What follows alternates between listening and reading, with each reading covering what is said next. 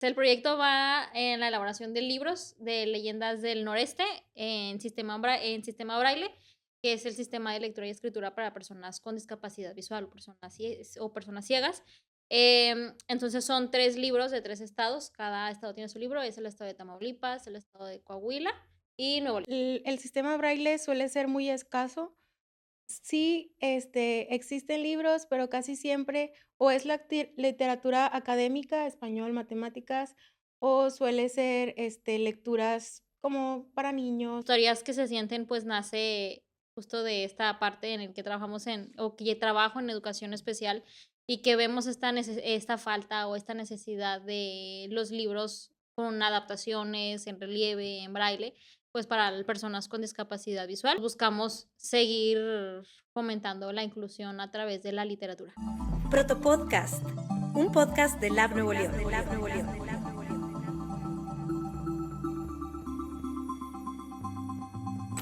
Estás escuchando el Protopodcast, el videopodcast de Lab Nuevo León, donde hablamos sobre cultura abierta, innovación ciudadana y comunidades de práctica con las voces de sus protagonistas.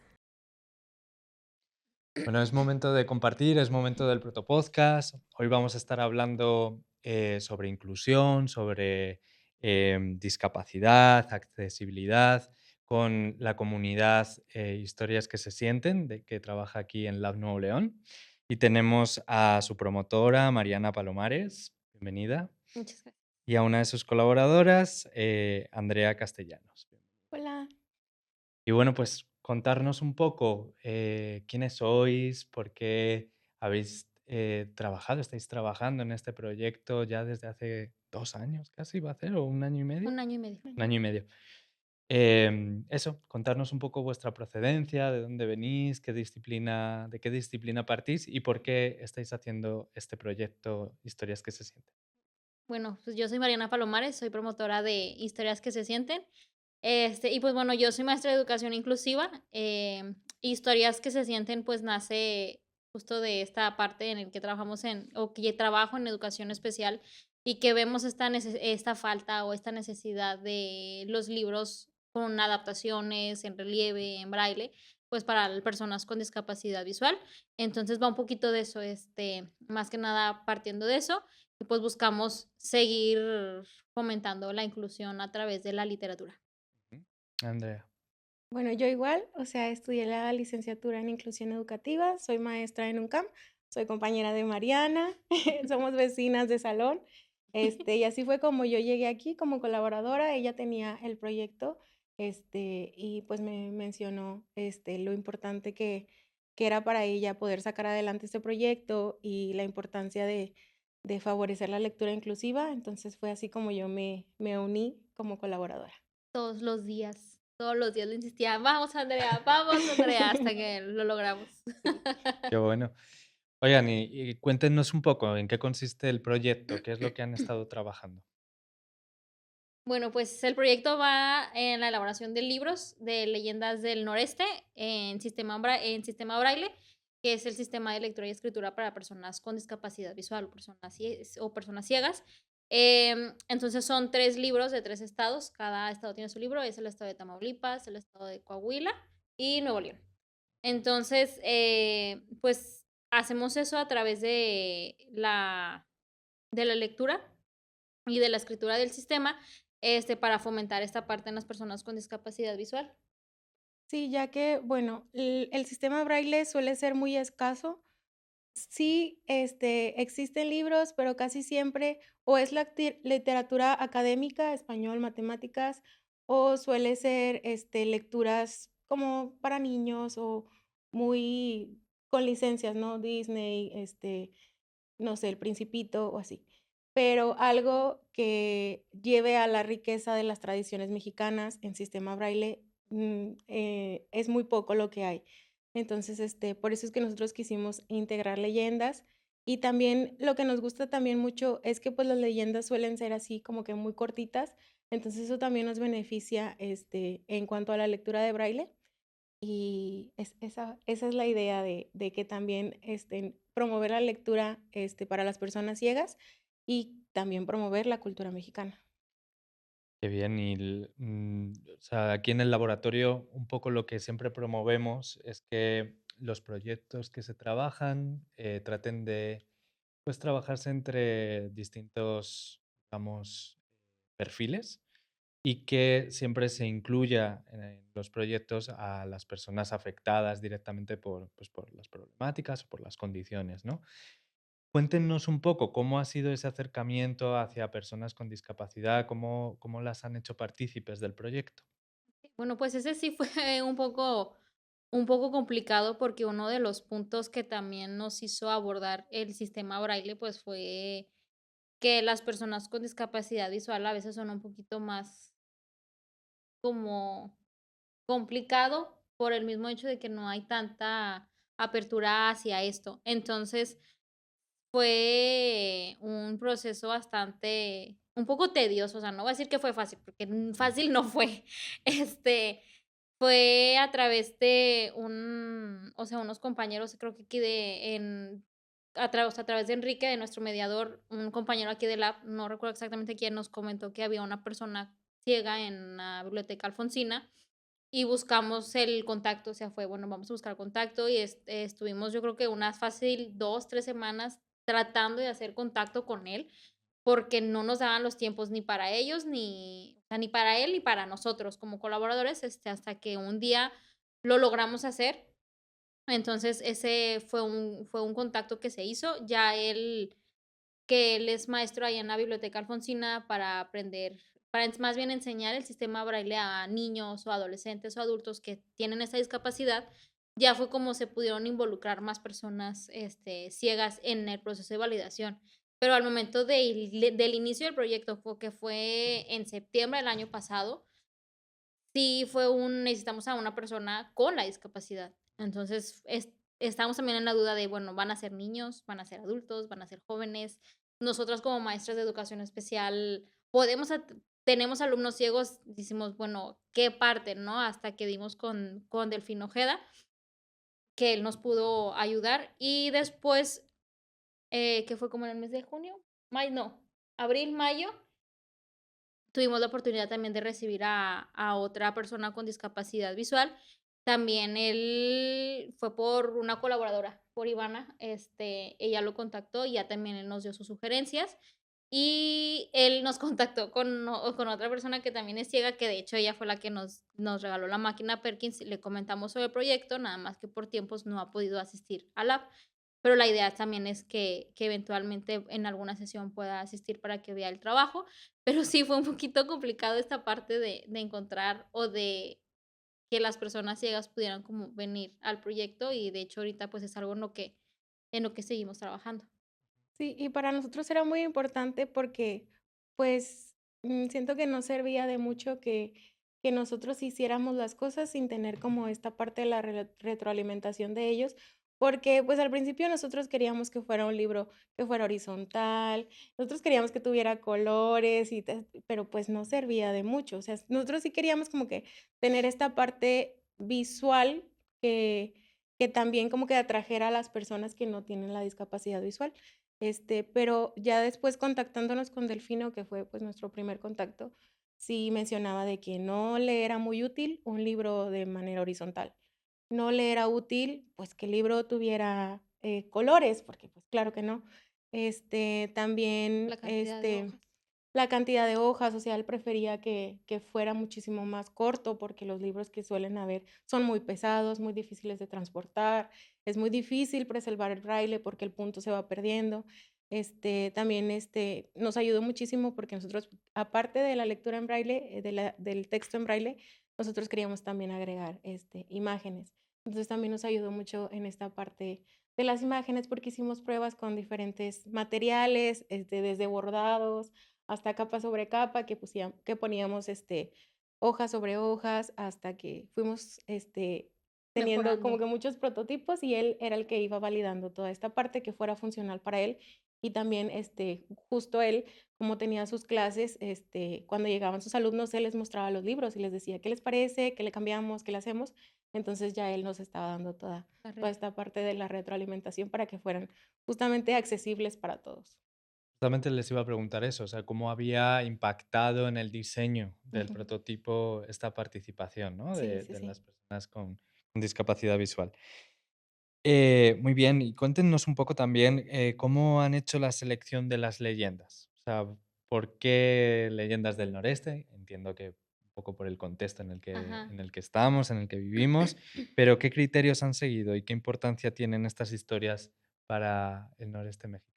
Bueno, ese también fue un proceso. Bueno, es que todo ha sido un proceso, pues, lleno de, no voy a decir baches porque no, pero sí ha sido un proceso en el que hemos pensado mucho y al principio cuando empezamos con la selección de leyendas fue una complicación, no una complicación, pero fue una locura, porque un colaborador, Josephat, le gustan mucho las leyendas, que también es colaborador de Leyendas del Noreste, llegó con un bonche de libros de leyendas. O sea, eran fácil como unos 18 libros, o sea, 13 entre 13 y 18 libros de puras leyendas, Ujú. y dijimos, bueno, ¿cuántos estados? Originalmente iban a ser 4 estados, pero por tiempos nos quedamos con 4, con 3, perdón. Este, entonces, fue la parte del noreste, dijimos, bueno, no nada más vamos a hacer de leyendas, vamos a hacer de otros 3 estados. Al principio era el estado de Durango, pero lo quitamos por cuestión de tiempo.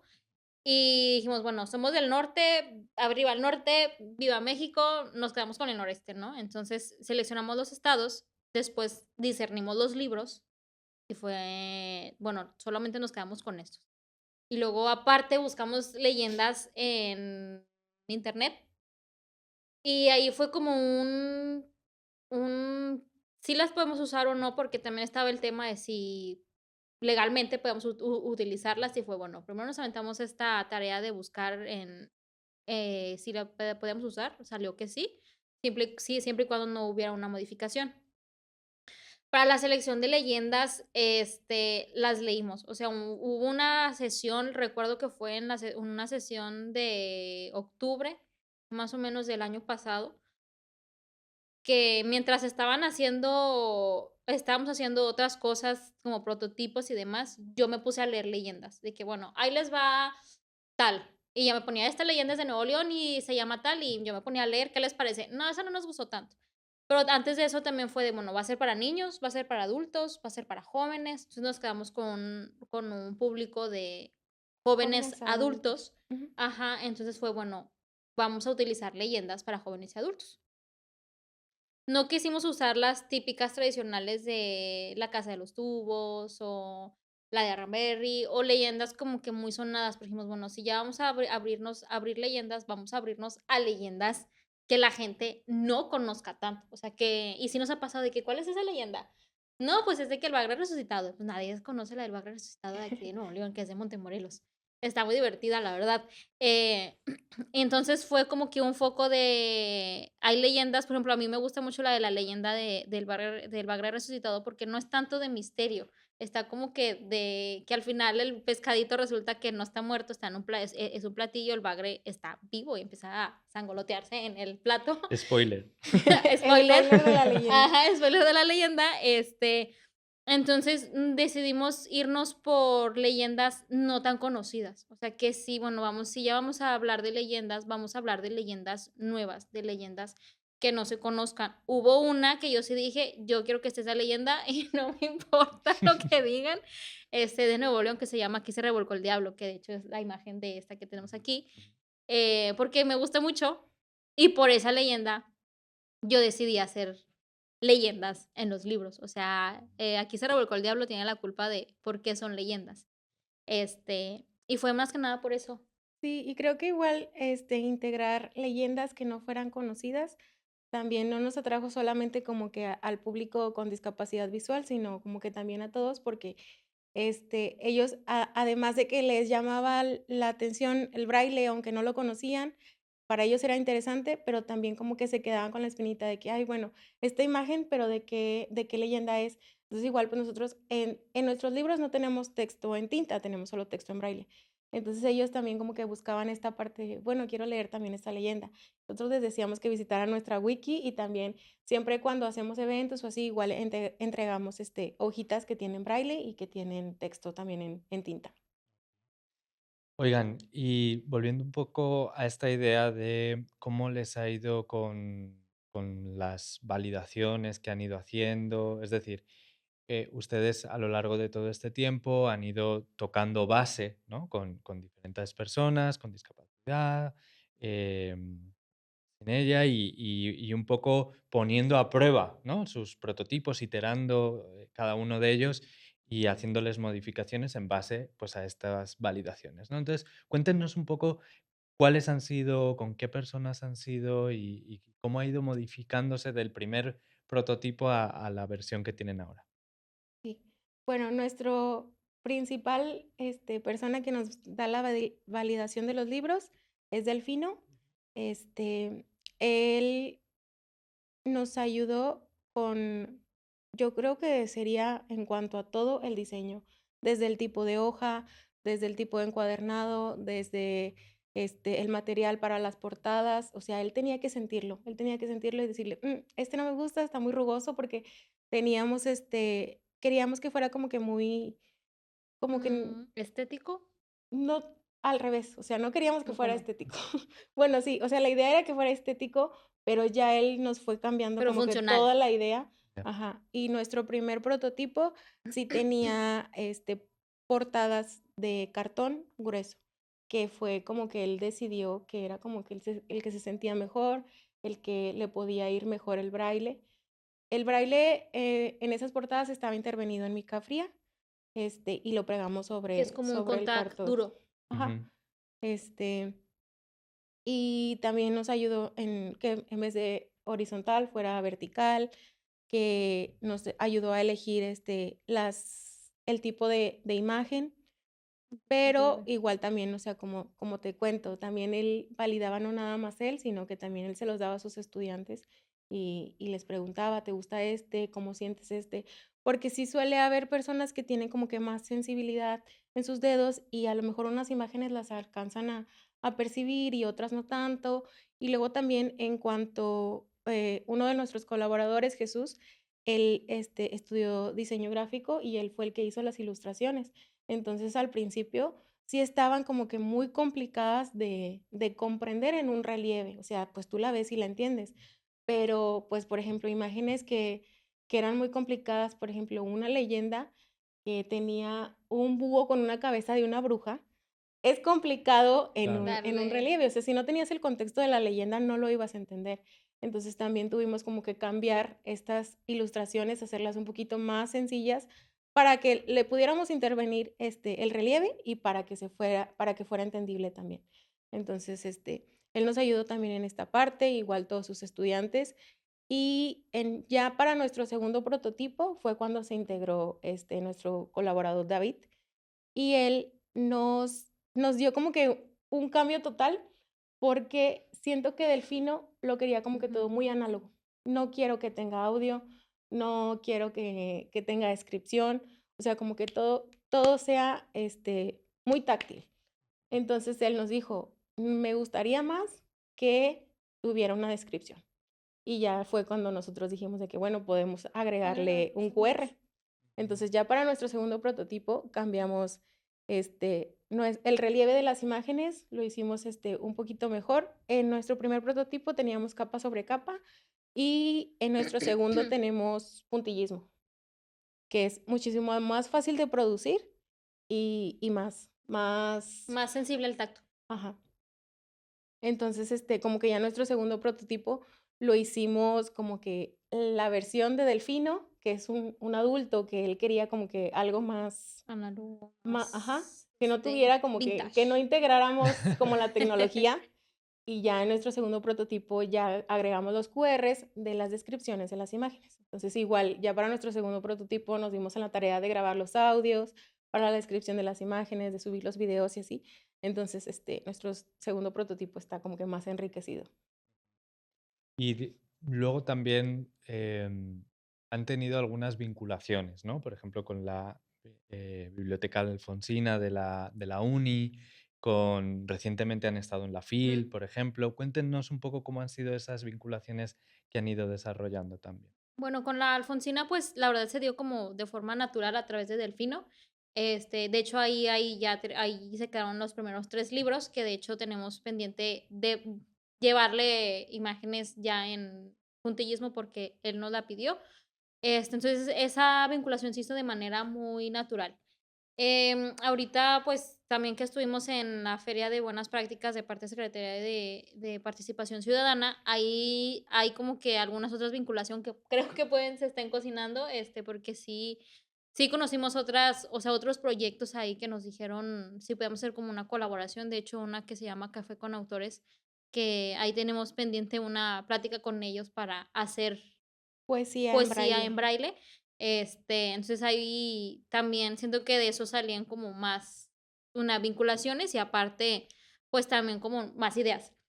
Y pues ahora en la Feria Internacional del Libro, allá en la FIL, que fuimos con parte de aquí de Lab Nuevo León, también siento que fue una oportunidad muy buena para nosotros porque sí logramos que se dieran a conocer más.